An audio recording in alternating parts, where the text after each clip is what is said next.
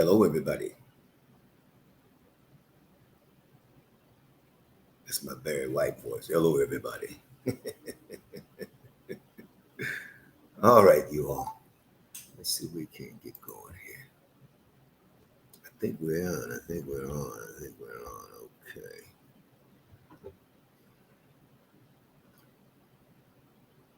Okay. All right, ladies and gentlemen, you all come on in. Good morning. Hello to everybody. Excuse me. It's a wonderful Monday morning. The Lord is great, and He is greatly to be praised. Yes, He is. It is the day the Lord has made, and I will rejoice. Well, I'm back in the house, so to speak. I was out of town last week. Took a little mini vacation, a little breakaway. Usually I get away every year. Golf excursion, because that's what I did this time around. But nevertheless, here I am today, and grateful to God to see another day. Good morning, Mr. Griffin. Good morning, good morning, good morning, good morning. Queen Overcomer on Instagram. All right, you all come on in. We're going to get started here. The next day is from Texas. I think it's Dallas, I believe. Alicia, I seen you were on vacation. Looked like you were enjoying yourself. Listen, you're going to go on vacation. Enjoy yourself. Because when you get back to real life, it's back to the grit and the grind. That's real talk with the bishop. All right, you all had a great service yesterday.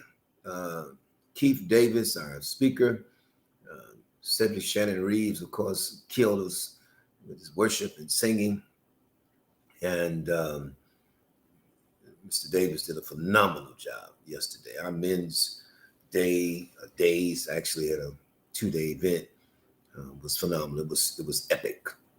And we thank God for being able to share. Empowered. Deborah King, good morning. Joe Harris, Sharon Sue from Jacksonville, Florida. So Alicia, I had a great time, and now back to the grind. Hey, it's called a vacation. That means it's a limited time frame. Now you're back. All right. Listen, good morning, Shirley Williams. All right, let's get started, you all. It's a great day. As you all know how I do, I'm a motivational speaker, life coach, preacher, pastor, leader, name it. I wear many hats, community leader. And I do all those things to the glory of God. And I'll be quite honest with you. I am not driven by money. I'm really not, because who don't want more money? Let's be clear. We all want more money, all right? But that's not my motivation. It really isn't. I mean, yeah, I need more money. I need some more money. But that's not why I do what I do. Frankly, I could be as rich as wealthy as whatever I want to be. I believe that. That's my faith. But I place a priority on serving. And when you serve, favor, which I've found is better than money, will find you. And I walk in extreme favor. Y'all don't hear me talking today. Let me tell you. I am walking in what we would call ridiculous favor. God is just doing some things. I can't even tell you about stuff the Lord is doing. Just so much He's doing for me. But nevertheless, so I want to make that clear in terms of I do this to the glory of God, and I do what I do to empower you, so you will win in life. Hello, somebody. That's it. That's it. And if you win, if God's glorified, you win, then I say to God be the glory. All right, here we go. So talking about being honest with yourself. And this is for all of us. Let me talk to you. What I tell you, I tell myself. My God.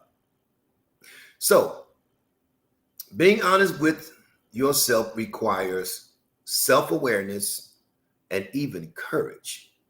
It can sometimes be challenging to make contact with your truth, even harder to take action based on that truth. Honesty is a little threatening because it's so powerful. It's also transformational. All right. So the thought is being honest with ourselves. It really is the epitome of self-awareness and the courage that's required to see change. That's easier said than done. It really is easier said than done. So Honesty challenges us to act and do courageous things in service of our own health and happiness. Did some research this morning, and it talked about um, being honest or truthful with yourself and the health benefits that one embraces when you're honest with yourself. When you lie to yourself, you just infringe upon your self-worth, self-being, your purpose and destiny, your health. When you lie to yourself, you tell yourself it's all right to eat food that's going to affect your system. It's okay. Yeah. And matter of fact, I've discovered that sometimes it's the bad food that tastes the best. Sometimes it's the food that we love the taste, but the nutritional value is minimal. All right. Being self-aware and being honest with ourselves is essential to our overall well-being and the quality of our lives and relationships. Let me say that again. This is important. Being self-aware and being honest with ourselves is essential to our overall well-being and the quality of our lives and relationships. Man, all of us have made the dreadful mistake of trying to find somebody or relationship to define us and make us whole. It won't happen. It won't happen, you all. So here's the deal. And this is where I am in my life, quite frankly. I'm on this journey now of self-care. Self-care. Unapologetic. Not looking for a vote or endorsement. Because guess what? Number one, God votes for me, or voted for me, and I voted for myself. So anything above God and myself is a bonus, but it's not predicated on what you or someone else think or says. Okay, that's being honest with yourself. So signs, I'll give you 3 signs that you need to be honest with yourself. Number one, you self-sabotage. Do you say you want one thing and then do something that's complete opposite? Many of us sabotage ourselves because we are actually afraid of success. Our limiting beliefs tell us that we may lose respect, friendship, or even more if we gain success. Because being honest with yourself means uncovering those beliefs, even if they're painful. Man, that's deep. So what are limiting beliefs are defined as the stories we tell ourselves about who we are that hold us back from becoming who we are meant to be. I'll say it one more time. Limiting beliefs are the stories we tell ourselves about who we are that holds us back from becoming who we're meant to be. Limiting beliefs. Self-sabotage. You keep putting your head in the lion's mouth and don't expect him to bite you. You keep showing up and participating in unhealthy relationships and expect people to change. If you just have to show up, maybe you have to go home because it's home. But listen to me. Stop waiting on people to discover who they are.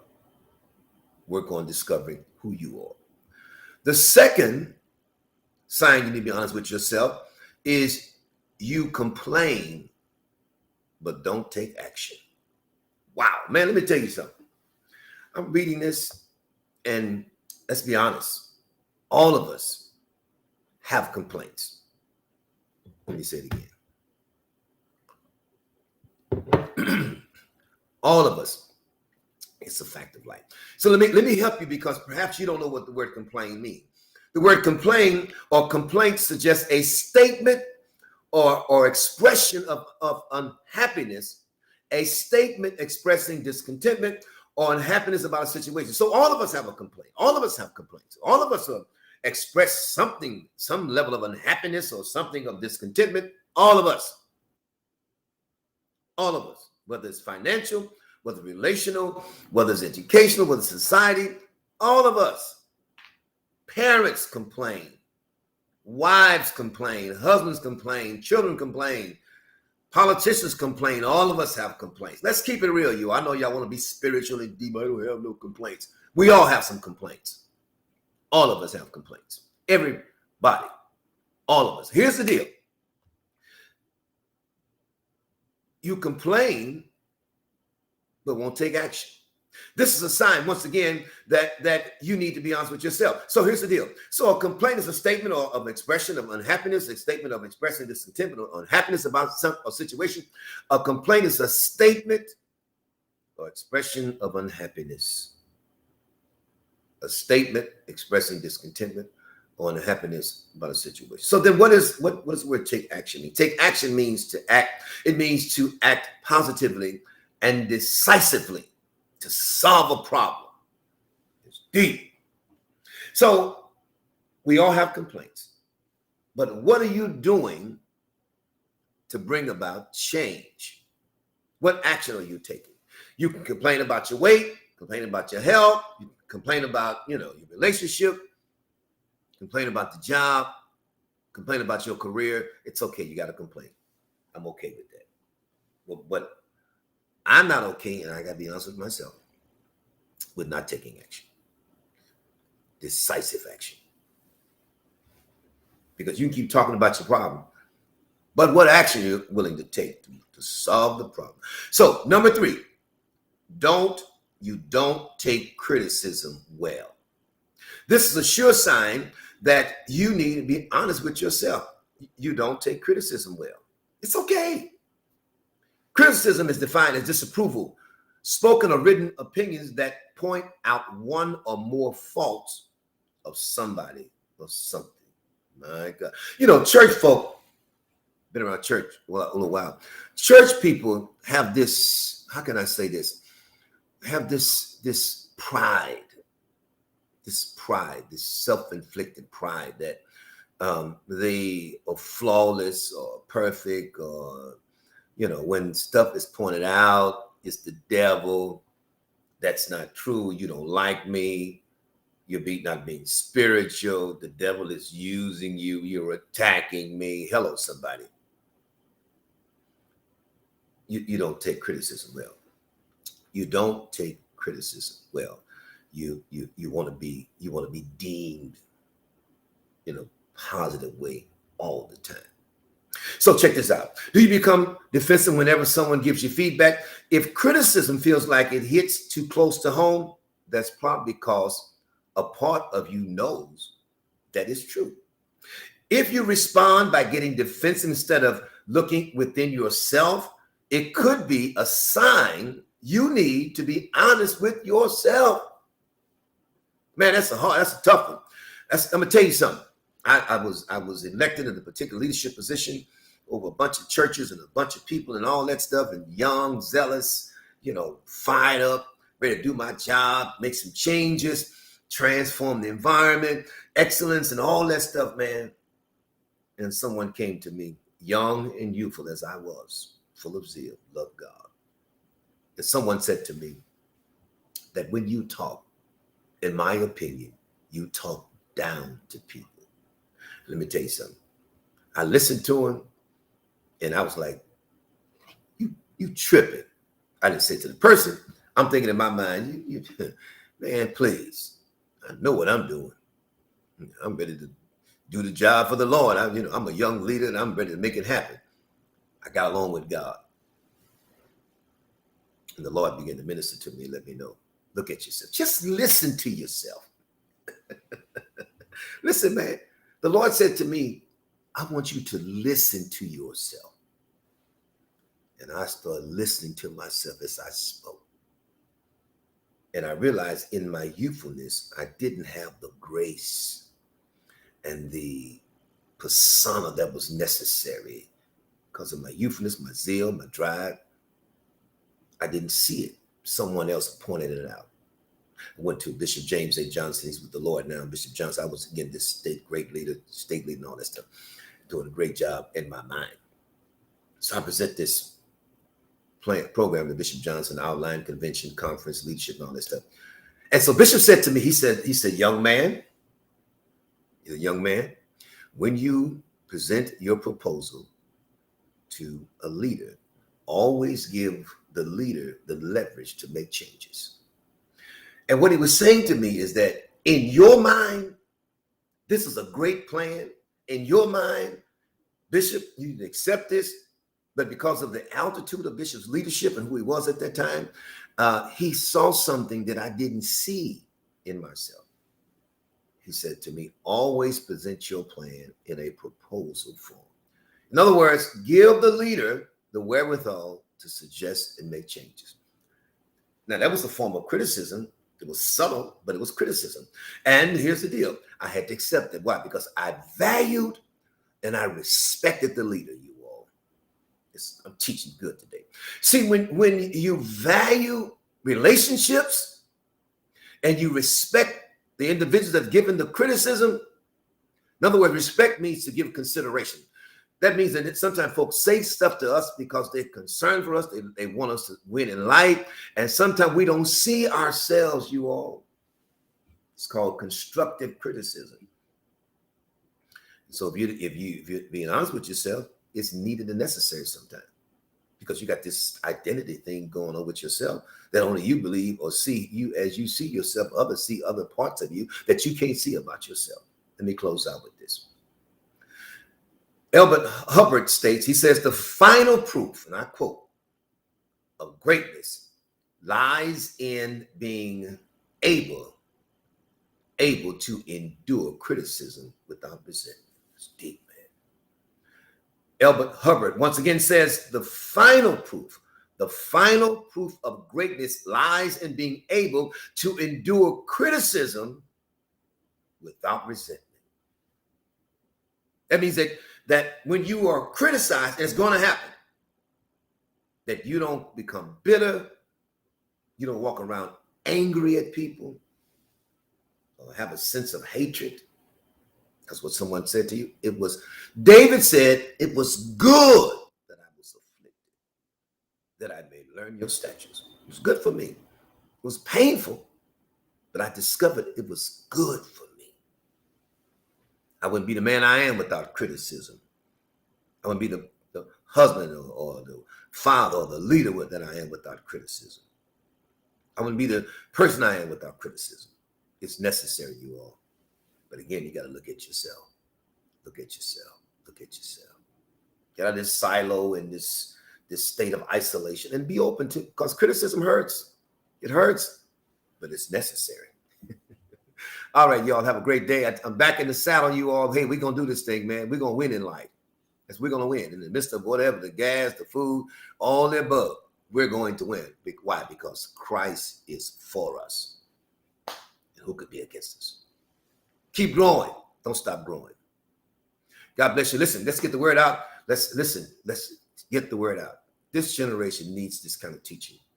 Get your generation X and your millennials and all the young folk. Get them to the table. Let them hear this stuff, man. It will help them in school. Parents, listen to me. I respect you, but give your kids what they need now, because the warfare in the school system and our society is so intense. If we don't arm our children, we've done them a disservice. By you buying toys and games and tennis shoes and all that stuff, give them the right information. They need this. That could be one less trip you got to make to the school. Hello, somebody. And the sooner the better you start teaching, the greater the potential of them succeeding in society. It's a fact of life. Let's share. Get the word out, you.